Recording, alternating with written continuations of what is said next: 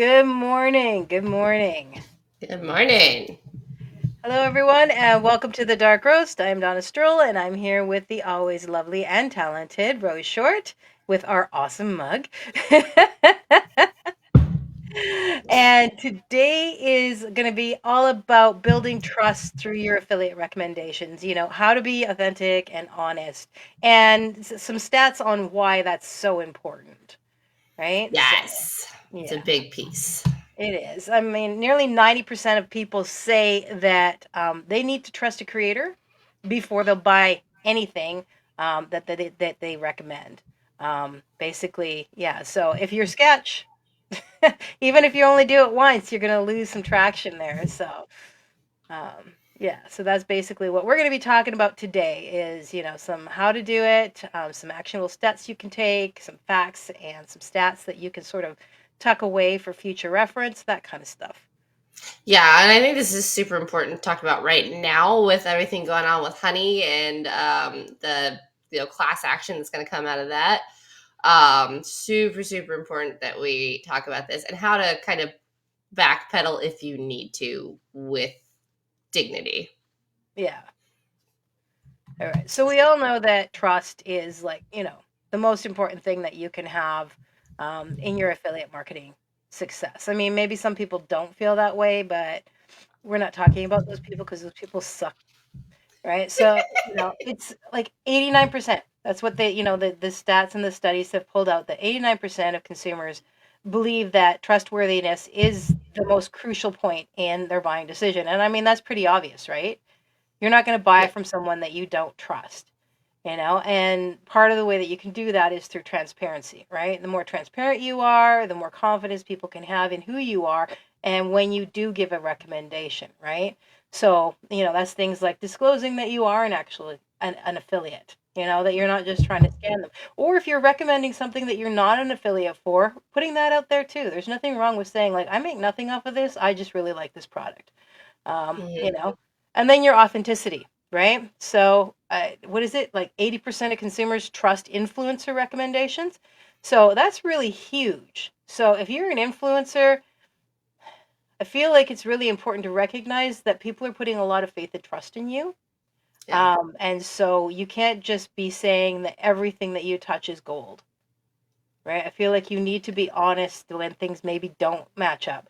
And it's okay to give an honest review, whether it's good or bad. Doesn't mean you have to be a dick about it, right? Just, you know? Yeah, I think a lot of people like influencer became the theme to be without, and like the word itself kind of lost meaning there for a little bit because everyone wanted to be an influencer without really knowing what that meant. And I think Yeah. we're finally like swinging back to understanding that, like, oh no, marketing is great because like people trust you, people are taking your word for it, and that means you can't just share or be part of everything because if you're part of everything, you're part of nothing.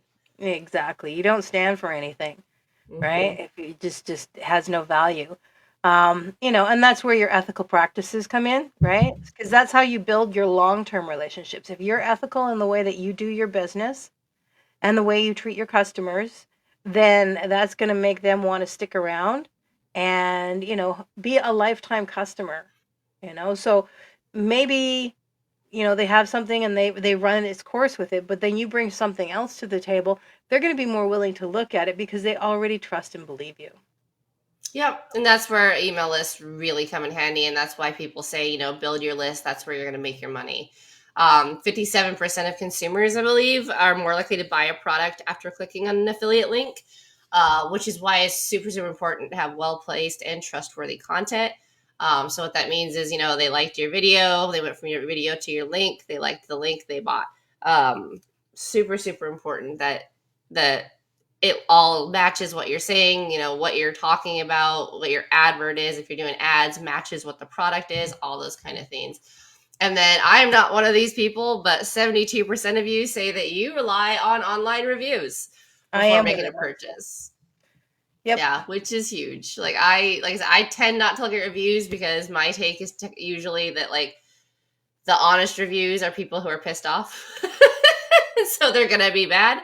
But that's not to say that reviews aren't there for a reason, and they are super important. So If you're running a program, asking for reviews is awesome. But also, if you're just starting out, having reviews off to begin with can help too, because some people, some bots will use reviews as a way to like try to get you to work with them, or just talk trash to talk trash. So be really cognizant when you start out of how you're getting your reviews.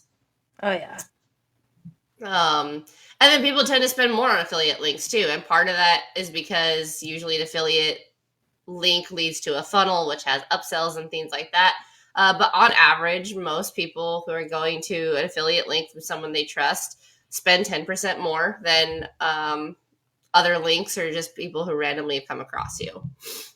Well, yeah, because they've already got that trust factor going in than if they just came upon you, right?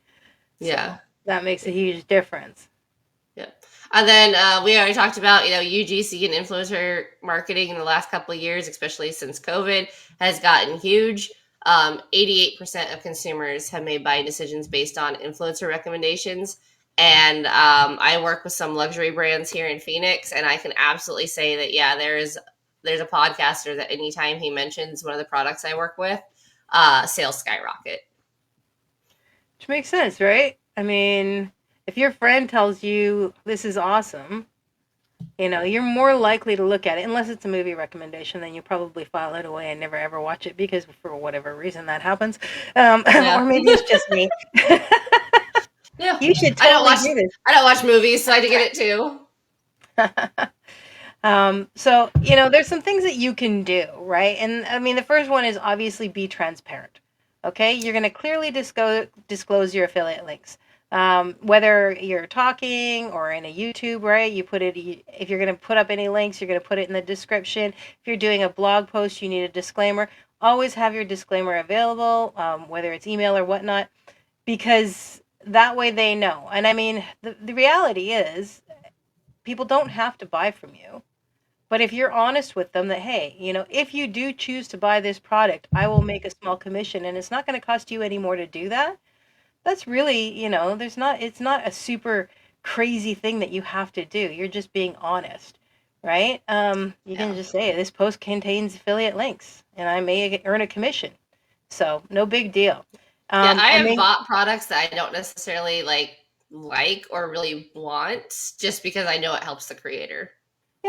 Yeah, absolutely. And I mean, I've bought in books for the same reason, right? It's not necessarily that, it might not be my type of reading, but I really like the person and I really think that it's important that their work gets, out there and that they make a sale. So yeah, I'm going to go and buy some books and whatever. And that works out for me because now I have more books. You do want to place your disclosures near to your affiliate links if you can. Just because that's for visibility and also for compliance reasons, right? That's important to make sure that you're not making it in like 5-point font at the very bottom of everything and stuff like that. You want to try and make sure that you're putting it out there and obvious for people. A lot of times blogs will have it at the very top and then again at the bottom, right? So I think mine has it at the bottom. Yep. So, and then the next thing you want to do is obviously promote products that you believe in. I mean, that's pretty straightforward. If you don't believe in it, how are you supposed to gain the trust of other people? Yeah. And you're going to have to stand by your words. You're going to have to stand by your product. So if you are not confident in the product that you're trying to promote, then you probably shouldn't be promoting it. And I find that that's where it's a little bit difficult for some people who maybe get an affiliate link for something that they've never actually tried, or they've only tried the very, very high top, very skim the top level of it. So they actually don't know the depth of what it is that they're actually selling. And that can be a problem because if you're not willing to invest in whatever it is that you're trying to sell, why would someone buy from you? Yeah. And then the reviews, share your honest reviews. Like we say, be honest about it, right? Provide the balance. There's pros and cons to everything. So if you're going to do reviews, maybe you do reviews for products, like for like websites or hosting or any of that kind of stuff, or services of some kind. This is a way where you can actually promote the products by providing reviews, honest reviews. I think we talked about that a couple of weeks ago. Might have been 3. But but you got to do pros and cons. You have to be honest, again, and make sure you got your links there, and share your stories, right? If there's something you've used this product and it's helped you in some way, or you really like it because it's, you bought this pan and it's like super tough and nothing sticks to it, awesome. Share that information, because that's the kind of stuff the people who want to follow you and buy from you, that's the kind of information they're going to want, right? Yeah, and that's kind of where the like, oh, I do Amazon reviews for 2 hours a day, and I make XYZ. That's kind of where those videos come from. But be aware that like you're not gonna become a millionaire doing 2 hours of Amazon reviews a day. You're just not. Now, doing those reviews can lead to multiple sources of income if you're getting paid for reviews, and then you're also getting, you have an affiliate link, and when they buy, you get a commission. Like there are ways that you will, you can make money from that, but it's generally not as easy or as passive as they like to make it sound. Nothing really is. I mean, Yeah. so what's the next thing that we've got on our list here? Oh, Value. yeah. Yes. So, content that educates and solves problems is value content because you are giving information, right? So, tutorials, how to guides, detailed case studies, all these kinds of things can help people have not only confidence in the product, but really see if it's for them, right? Because I talk about it a lot, but let's say like a faceless YouTube channel, right? If there's this awesome AI program that helps you create and promote faceless YouTube content, but you want to be a TikTok star, that software isn't going to help you. And so if someone goes through and shows you like, oh yeah, this is how you can use it for faceless content, but it's not really great for TikTok, then you're going to be like, oh, okay, I don't need that, right? But if it's something that's going to help boost your TikTok, then you're probably going to be super interested. So, and this is where social proof comes into play too, right? So we like social proof. Again, that's where UGC and reviews and things like that come in handy, because if it works for one person, great. If it works for 10 people, okay, it's probably pretty decent.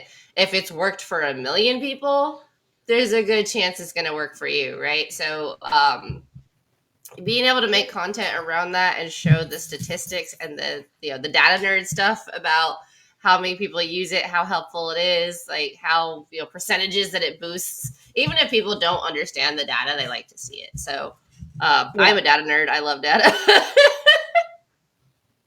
And you can highlight positive experiences. You can also talk about negative experiences, right? Sometimes the negative experiences are exactly what I talked about previously, is that like they bought the program for one thing and it's not designed for that.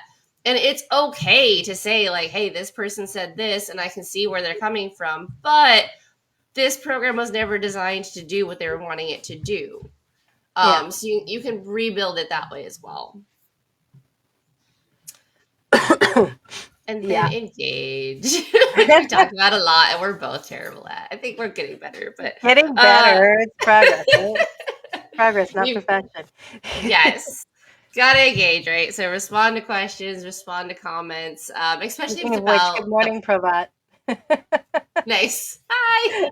Especially if it's about the product, right? If you do a product review video and somebody asks a question, like don't shy away from it.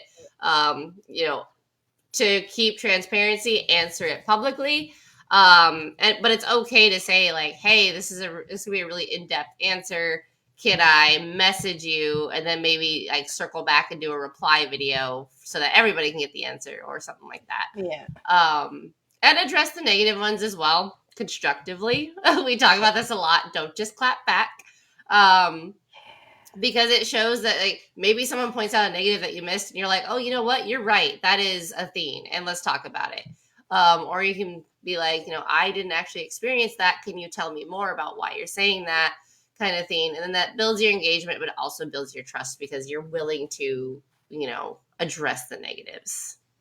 Yeah. And it's, I've seen many an author lose their mind over a negative review. And sometimes the reviews are absolutely redonkulous. Like, it came improperly bound, or, it was, and it's like, I have no control over that as an author, right? So so sometimes, or I didn't like the subject matter, then you probably should have read more information about it before you bought it, right? Yeah. So those kinds of things you just go, whatever, and you let it be, because those are things that you can't really address, right? So if it's something that's not actually related to your product, maybe you just hide that comment, because keeping it but hiding it, which you can do on a lot of social platforms, still has engagement without it being all over the place. But if it's something that's actually makes sense, or something that's a valid concern, you can address it without losing your mind over it, because just because you think it's the most wonderful thing in the world, maybe it's not the right thing, or maybe there's something that they're missing that you can help them with, right? And so, lead with an open hand, not with a fist, especially when we're talking about that kind of stuff. And then this is something that everybody and their dog talks about, and that is staying consistent. You want to set your schedule, publish your content, try to make it, quality content. Don't just post memes for like the next 6 weeks or something like that, and or nothing but quotes, unless you're a quote page and that is how you're doing it. But if that's all you're posting, you're probably not going to get the engagement that you want. um, and as I've said before, consistency within your own abilities, right? So if you can't be on your phone or on your computer posting 5 times a day and doing, 3 reels and 2 stories every day, then don't do that. Figure out what works for you and be consistent about that. Because if you try to overdo it, you'll burn out so fast and you won't care. And you'll be like, this doesn't work and I'm leaving. And it's because you're overwhelmed. And there are people who have made a crap ton of money in like 3 months, who've gone on and then they just disappear because they're burnt out, because they did do all the things. They did exactly, what a lot of these strategies suggest, which is, high volume posting and traffic. And that's fine. And yeah, they made the money, but then they were just so exhausted and so burnt out. And they're like, this is not what I got into this for. Right. And, my peace of mind is more important. So don't put that pressure on yourself if you are not that person. Just be consistent. So if you only post on Wednesdays and Fridays, then only post on Wednesdays and Fridays. And, every so often throw one extra in there if you feel like it. But, be consistent with those 2 days. Yeah. And I think that's where not niching down too much works to your advantage, right? Because, like, let's say, Fridays, obviously we do this. So Fridays for my page is typically very driven on helping people, get better with affiliate marketing, digital marketing, those kind of things. But the rest of the week, I'm posting, maybe some helpful stuff for business people, but also dog content, also ice bath content, also my fitness content, right? And like that's where not being a one-dimensional entity on Facebook comes in handy. Like it's okay to be a three-dimensional marketer. It's okay to let people see kind of like your personal life, especially if the products that you're promoting are things that you use in your everyday life. Yeah. But you don't necessarily need to share your entire freaking life, There's right? a Like you can balance have your between, yeah. privacy. Yeah, there's Um, always a balance. yeah, but it can work to your advantage because then you're not going, oh, what do I need to post? What do I need to post? It's just like, oh, my dog's in the kitchen waiting for scraps. Let me post this real fast because it's cute, right? So, Yeah, and I mean, obviously, certain areas are gonna, depending on what platform you're on, the demands are gonna be different, right? So, I mean, if you're truly more of a text person, you're not into the whole Reels thing, then go to Threads. Go to Threads for your social media, create a blog, and then do those two things, because you need to work within the boundaries that you're comfortable with, because you can't be something you're not. Now, it doesn't hurt you to step outside your boundaries and test things, but if it's really uncomfortable for you, don't do it. Like, if you're never going to be great at Reels because it's too much work and it's too much stress and it makes you feel ick, then don't do it. There are other ways to do it. So I think that's yeah. really important, because there's a lot of push from gurus and people to be something that maybe you're just not. And I prefer you to be who you are. and succeed within that realm instead of Yeah. trying to be something you're not, because that success will be hard fought and you probably won't enjoy it when you get there anyways. So Yep. Yeah, I love to write, but it's so much easier for me just to do a vlog real fast than actually sit down and write a blog post, because when I'm on video, I can just speak. And if I like double back or whatever, it doesn't bother me. But if I'm writing it and I have to double back, and like it becomes a nightmare. And then I have 5 paragraphs that are really good, and then like a 2 sentence ending, and people are like, oh, I would have thought there'd been more, because like my train of thought just stops. So like vlog videos, reels are so much easier for me. But I enjoy blogging. I'm very critical of myself, I think, when it comes to blogging. But yeah, you definitely got to work with what you're comfortable with, right? And like most people are not going to be comfortable off the bat on video. no. Um, like I wasn't. I started with live video, video tours of houses essentially, and that was easier because half of it was pointing at the house, not me. But like that's how I learned. Like just have a conversation. Like that's all it is. When you're on video, you're just having a conversation. Yeah, And doing that lives made it a lot actually helped easier. me too. That was the thing. Like doing reels, I still struggle sometimes because I want perfection, right? But when I'm going live, I'm actually much better off. You get this, and this is what you get, and like it or leave, right? Yep. But and so I found that going doing lives actually really helped me be more comfortable in front of the camera. But it's the same with public speaking. I mean, I did a lot of public speaking when I was younger. um it didn't mean that I wasn't nervous when I got up there. Every time I got up there, I could feel the in here. But once I started, I was good. Hmm. So things that you want to focus on. Obviously, we've talked about these. So you want your transparency, right? Make sure your disclosures are front and center, easy to find, and a standard practice in all your stuff. Oh, pardon me. And then authenticity, choose your products that align with your values and things that you actually have tried and liked and all that stuff. And, that you really honestly believe will benefit your audience. Oh yeah.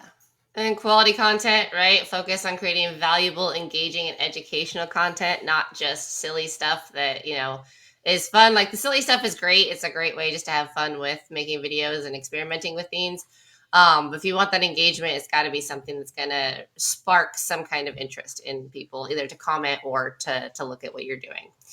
Then social proof, like we said, testimonials, reviews, case studies are all really great. I use these a lot with ice wellness to talk about the benefits of ice bath with different autoimmune diseases and things like that. Case studies are perfect for that because it's the data, it's not opinion. Yeah. And then the last one is ethical practices, right? Don't be a dick, you know? Don't Or a lie. liar. Yeah. Don't lie. Don't cheat. Don't scam. Don't be aggressive in a way that is, unnecessary. Behave yourself, right? You don't want people to treat you poorly, so don't treat people poorly. And the dollar shouldn't be a reason for you to behave badly. So, Yeah. maintain your ethical practices and, just be a high value person. It doesn't take a lot to actually be a good person. So, and when you're selling, you're gaining the trust of somebody and having them open their wallet to you. So just make sure that it's worth it for them to do so. Because, yeah, unless you're a con man, you know, whatever. Right?